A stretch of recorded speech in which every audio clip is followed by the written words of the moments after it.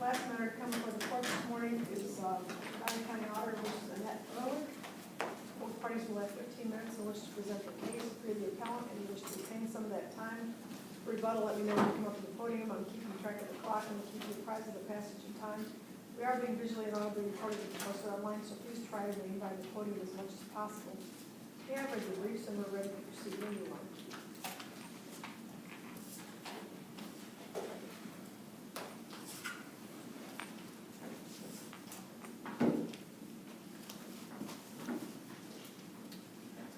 May it please the court, my name is Frank Scalabone, and I represent the individual defendants here, Auditor Mike Kovach and Deputy Auditor Heller.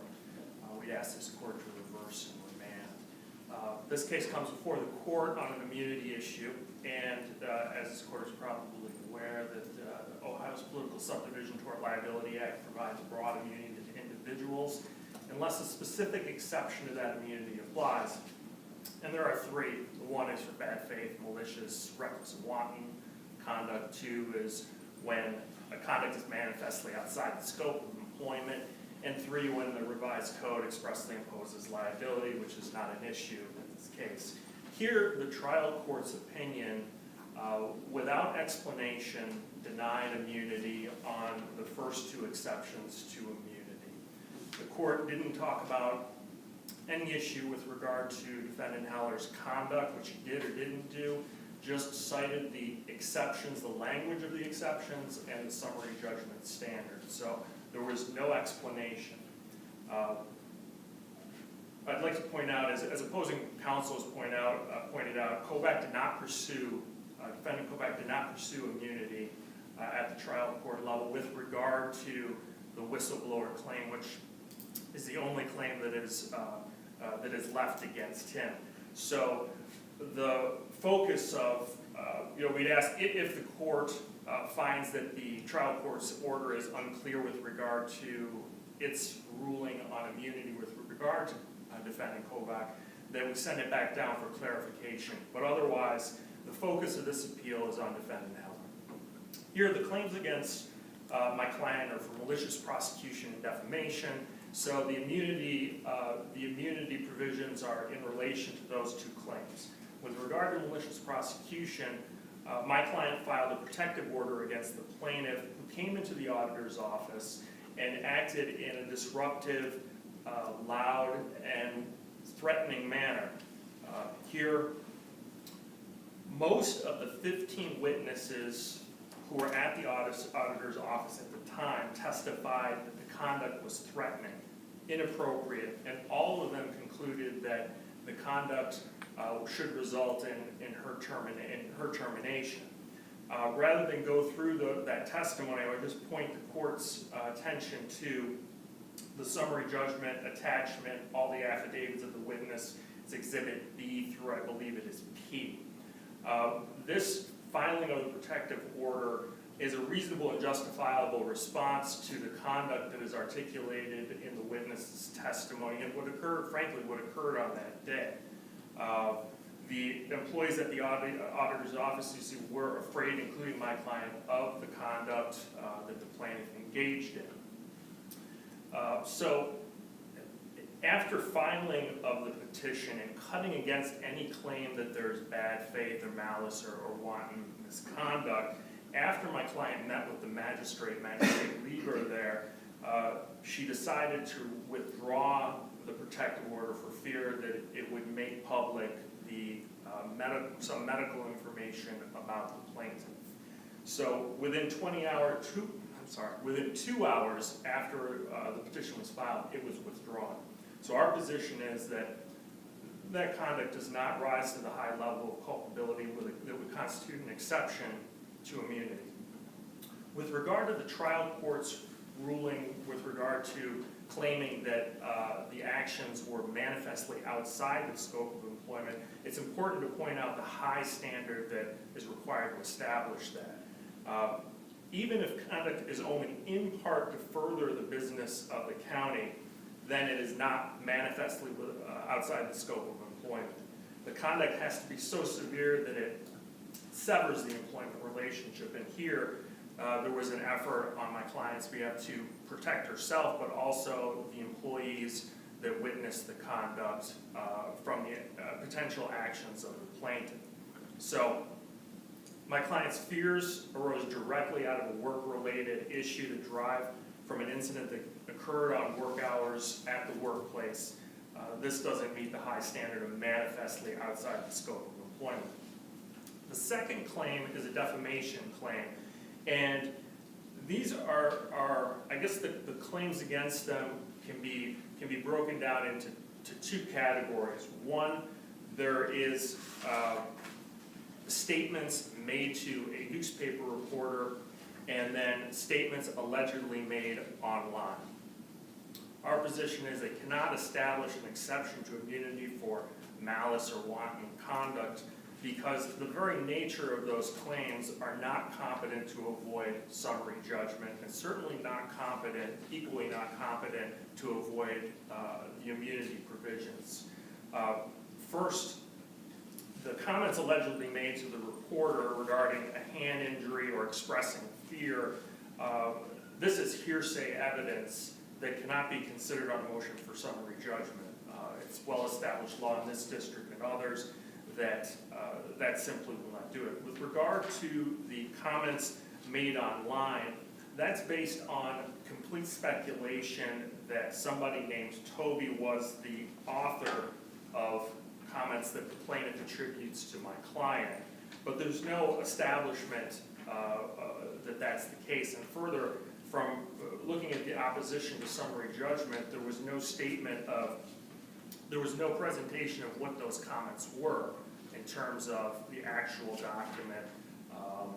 Newspaper articles generally exclusively are hearsay, hearsay evidence as well. Any claims made by the plaintiff that it was her are really self-serving assertions that do not avoid summary judgment and should not avoid immunity under these circumstances. So, based on this, we would ask the court to, one, grant immunity to defendant Heller, and if the court deems it necessary to clarify the trial court's order with regard to Kovac, to remand for clarification that the issue of immunity had not been decided at the trial court level. I'll reserve the remainder of my time for rebuttal.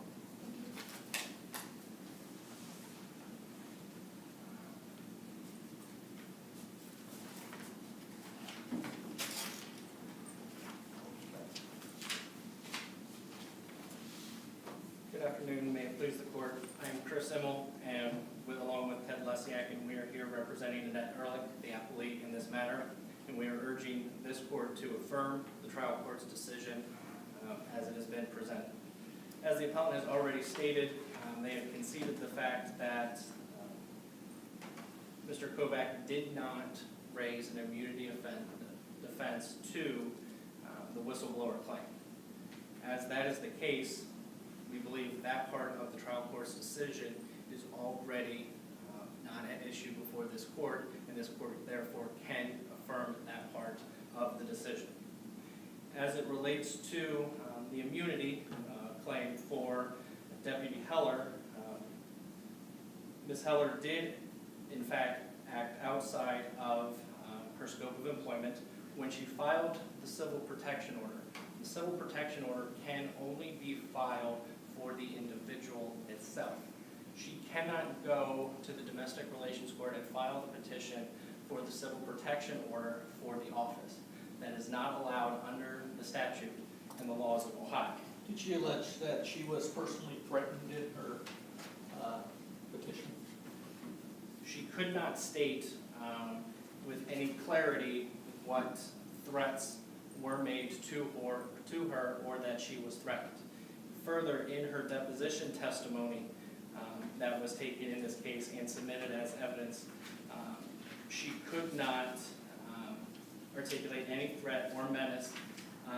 She even indicated that there was no even thought of her to contact the police.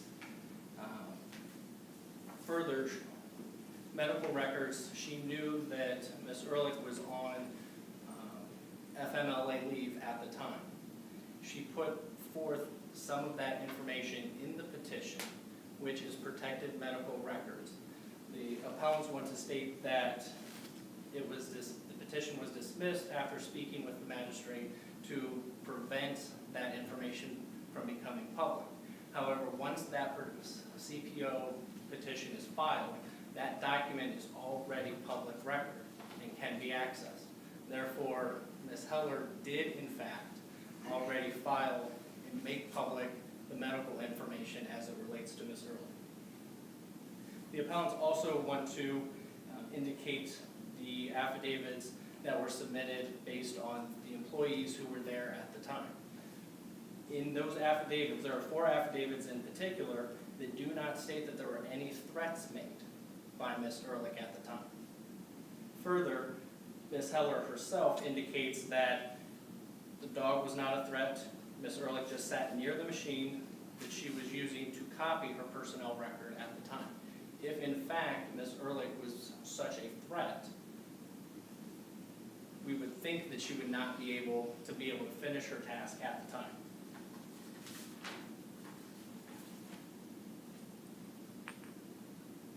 Further, another exception to the immunity statute is that if the employee acts maliciously, with a malicious purpose, bad faith, or wanton reckless manner.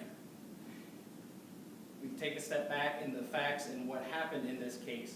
In March of 2014, after a disciplinary hearing, Ms. Heller sends an email to Ms. Ehrlich indicating that she wanted to change her password to never leave.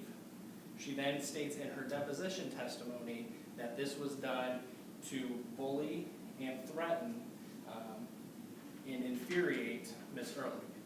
So she already knew what her conduct was doing.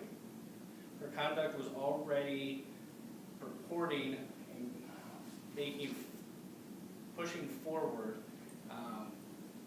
issues that were outside of her scope of employment. There is nothing in that allows, when one is working at the auditor's office, that changing that password and bullying a subordinate furthers the office's duties or her benefits. The appellant also states that the evidence regarding Ms. Heller making comments to the reporter are hearsay and unacceptable and inadmissible at this time. However, in her deposition testimony, transcript page 110, Ms. Heller does admit to contacting and having communication with this newspaper reporter. As such, she has already confirmed those comments and is no longer hearsay at the time. With that in mind, and if there are no further questions from the court, we would rest on our briefs and ask the court to affirm the decision at this time. I have a question for you regarding the malicious prosecution against Ms. Heller. How do you have a termination of prosecution in favor of the accused? When that petition was dismissed, that therefore makes, we have now met that burden. Isn't the termination of the prosecution in favor of the accused, isn't the test regarding having to go to the guilt or innocence? There would never have been, had that petition been argued fully, there would never have been any guilt or innocence. Ms. Ehrlich herself would not have been present to offer any testimony at that hearing.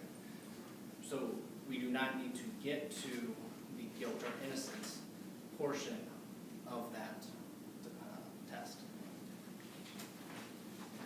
Thank you. Thank you.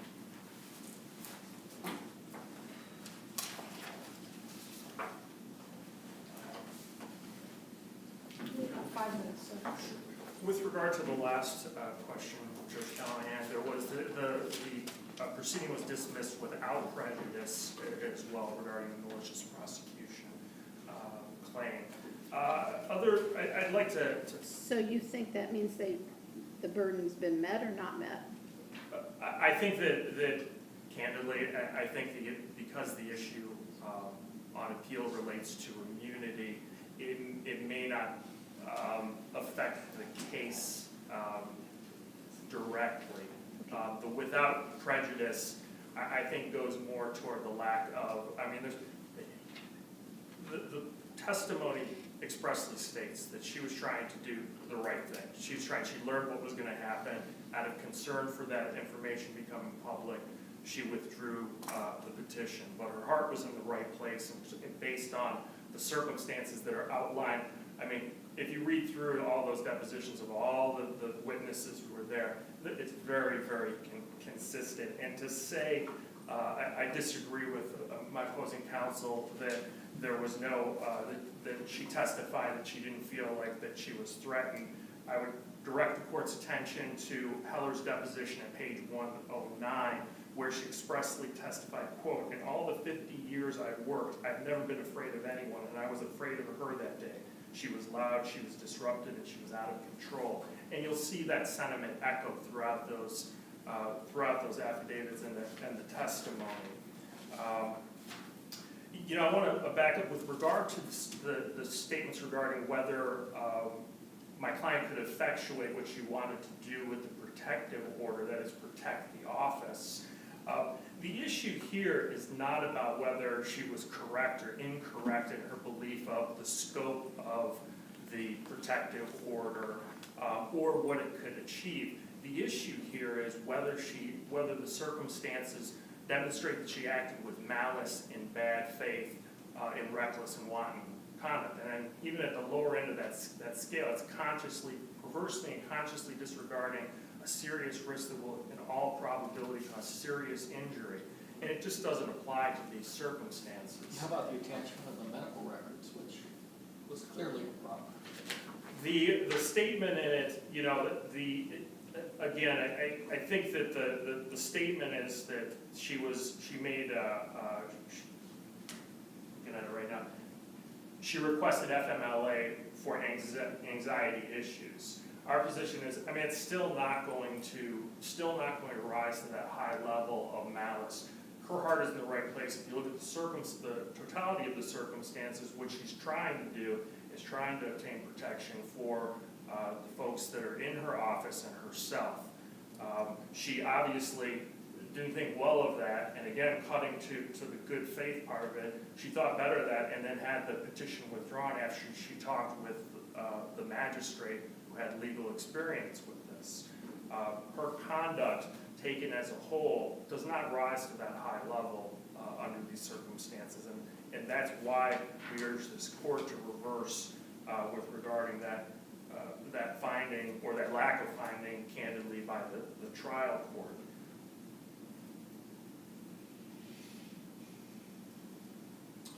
Unless there are any further questions from the court, I'll rest at this point.